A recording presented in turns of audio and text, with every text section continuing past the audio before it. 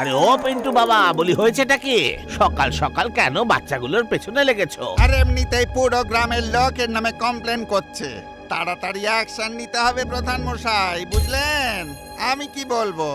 গ্রাম থেকে যতটা সম্ভব দূরে থাকো, নয়তো জেলে পাঠিয়ে দেবো, বুঝলে?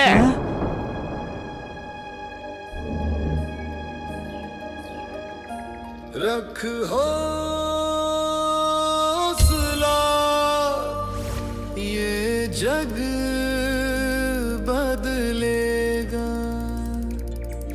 हर अवसर को हथियार बना कर खुद को तू